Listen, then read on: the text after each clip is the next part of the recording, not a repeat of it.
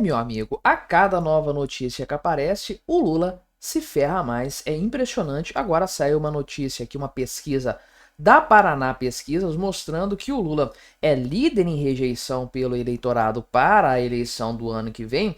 E, inclusive, meu amigo, ele perde para todo mundo no segundo turno. Perde para o Bolsonaro, perde para Michele Bolsonaro e perde para o Tarcísio de Freitas também. O Lula está acabado politicamente, está arruinado. E isso já está repercutindo de maneira geral na governabilidade dele. Acabou de sair a notícia que o cara que ele indicou do União Brasil para o cargo de ministro das Comunicações declinou do convite, rejeitou o convite para ser ministro do Lula.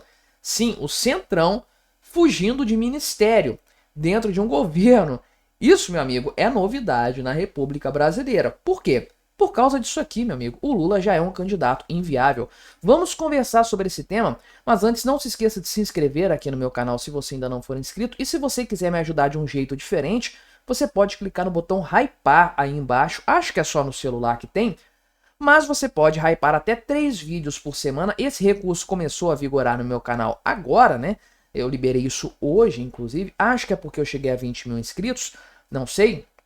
Mas isso ajuda o meu vídeo a ficar em evidência para mais pessoas. E não tem custo para você. Você pode hypar 3 vídeos por semana sem custo. Então, colabore com o meu canal, me dê essa força. Não vai te custar nada, mas vai me ajudar muito.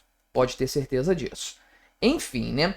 Pesquisa Lula liderando em rejeição, de acordo com a Paraná Pesquisas. Veja aqui, né, o índice de rejeição, né, que tem o comparativo aqui, né, o potencial eleitoral, a variação desse potencial eleitoral do Lula no decorrer do tempo aqui, né? Veja que o público que disse que não votaria nele de jeito nenhum, primeiro, né? Certeza que votaria no Lula para presidente do Brasil. Nunca passa de 30%. São aqueles 30% no máximo de pessoas que estão com o cérebro derretido de fato, né? Gente que vota no Lula, ama o Lula e etc.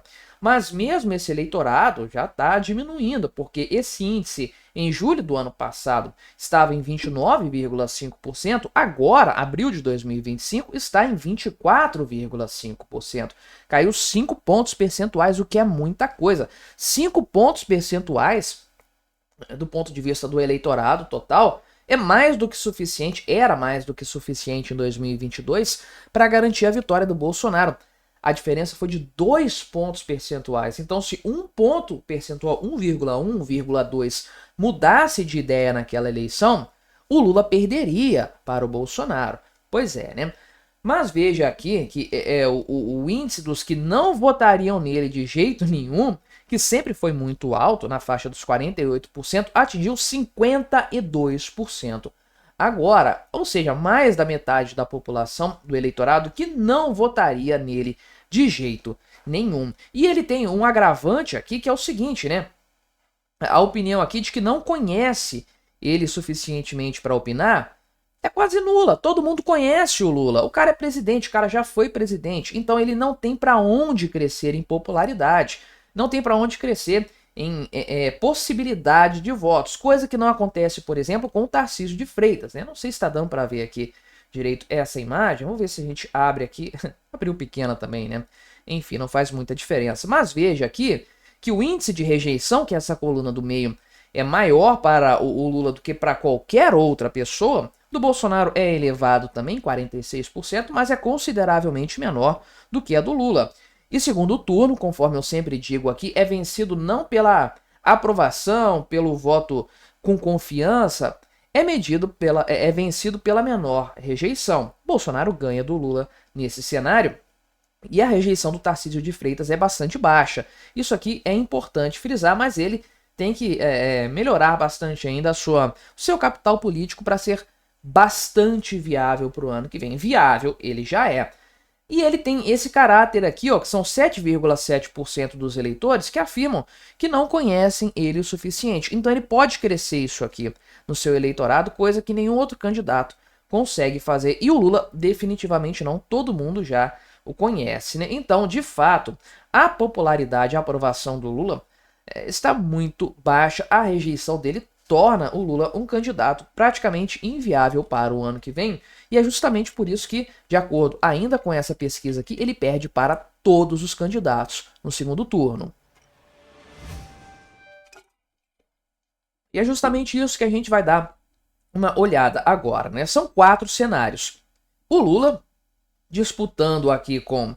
Não entendi esse segundo cenário aparecendo o Lula aqui, né? Enfim, isso aqui é o quê? Cenário estimulado para o primeiro turno? Não entendi, porque tem aqui, né, a simulação do segundo turno. Acho que essa aqui é a simulação do primeiro turno. Então, né, pela quantidade de candidatos. Então veja que no primeiro cenário, é um cenário em que o Bolsonaro aparece, ele fica em primeiro lugar no primeiro turno com uma grande margem em relação ao Lula. Lula que não passa dos 33% no primeiro turno em nenhum cenário. Só que contra o Tarcísio de Freitas que ele aparece com 34%. Mas sempre nesse patamar aí, 33%, 34%, sendo que o Bolsonaro aparece com 38% no primeiro cenário aqui de primeiro turno. Mas Michele Bolsonaro, por exemplo, aparece bem próxima do Lula e o Tarcísio de Freitas aparece muito forte. Ratinho Júnior não tem tração, na minha opinião, para conseguir esse cenário. Então Lula, esses 3 cenários aqui, termina em primeiro lugar. Disputando contra o Bolsonaro, ele fica em segundo lugar. E, meu amigo, a gente já viu esse filme acontecer, né? Candidato que é o presidente atual tentando se reeleger, ficando em segundo lugar no primeiro turno, é realmente complicado. E isso aparece, né, na análise do segundo turno. Veja aqui, né, nesses cenários, você tem o Lula do lado aqui, do lado esquerdo, disputando contra os 3 principais candidatos da direita aqui. E no caso, né, de disputa Lula e Bolsonaro, o Bolsonaro ganha. E nem está dentro da margem de erro, não. Ele ganha de fato, mesmo considerando a margem de erro, né? Tem um pessoal aqui que vota branco ou nulo, né? Gente que não sabe, não respondeu, mas considerando ainda assim esse cenário, são mais de 5 pontos de vantagem em relação ao Lula que o Bolsonaro detém atualmente. Mas não é só isso. Todos os candidatos de direita aparecem à frente do Lula. Tudo bem que estão empatados na margem de erro, mas... Caramba, né? Aqui o caso da Michele Bolsonaro tá no limiar da margem de erro. Ela tá com 45 pontos contra 41 do Lula. Uma vantagem considerável. E até o Tarcísio de Freitas, que a gente viu, muita gente não conhece o suficiente para opinar se votaria nele, aparece com uma vantagem aqui de quase 3 pontos percentuais em relação ao Lula. Veja que é uma vitória, uma margem de vitória maior do que o Lula teve contra o Bolsonaro. O Lula está extremamente fraco nessa pesquisa, que é bastante recente, tá? Dia 16 a dia 19 de abril, poucos dias atrás aqui, todos os estados foram avaliados, né? Enfim, é um cenário que mostra o quanto que o Lula está fraco. O cara não passa de 34% de votos no primeiro turno, não passa de 41% dos votos no segundo turno. Né? Tudo bem que na hora que você tirar os votos brancos, nulos ou as abstenções, o percentual vai ser diferente, tende a ser mais próximo.